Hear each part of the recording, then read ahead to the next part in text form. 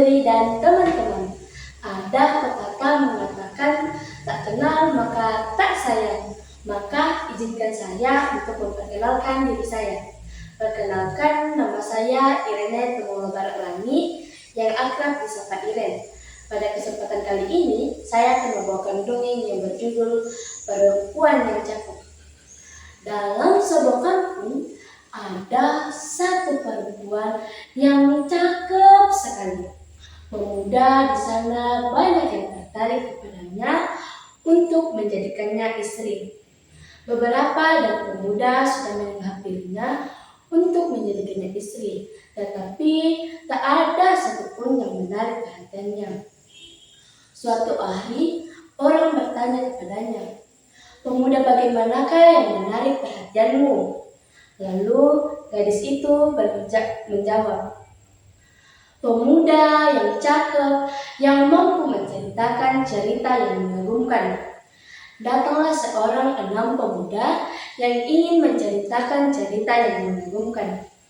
Pemuda pertama bercerita, "Pernah suatu hari aku ke dalam hutan. Aku melihat satu pohon yang besar sekali. Semalaman aku mengelilingi pohon itu, lalu aku tiba kembali di tempat di mana aku mulai."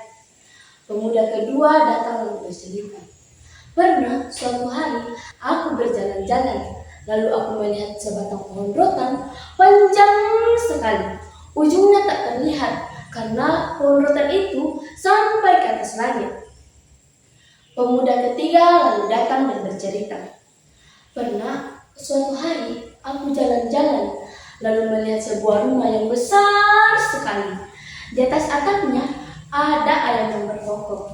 Ketika kita melihat air ke atas, ayam itu hanya sekecil burung tekurut. Tapi dia ke tanah, ayam itu sebesar ayam jantan dan induk ayam." Suatu hari, pemuda keempat lalu datang dan berkata, "Pernah aku berjalan lalu melihat kerbau liar besar sekali. Lalu sehelai bulunya sebesar pohon nibu." Pemuda kelima lalu datang dan berkata, "Aku pernah suatu hari berjalan-jalan lalu melihat pohon enau yang jatuh. Pohon enau itu sangat besar dan panjang. Semalaman aku menjalaninya, baru aku sampai di pucuknya." Lalu datanglah pria ke-6 lalu berkata, "Pernah suatu hari aku berjalan-jalan, lalu aku menemukan gendang yang tak dapat aku gambarkan betapa besarnya. Bahkan satu kali dipukul saja, suaranya didengar setahun." Semua pemuda itu terkejut mendengarnya. Lalu pemuda itu berkata, "Kayu apakah yang dipakai untuk membuat gendang itu?" Jawab pemuda itu ialah, "Kayu yang dipakai untuk membuat gendang itu ialah kayu yang membutuhkan semalaman untuk mengelilingi pohon itu, lalu kita tiba di tempat kita di mana mulai." Lalu pemuda yang lainnya bertanya, "Kulit apakah yang dipakai membuat gendang itu?"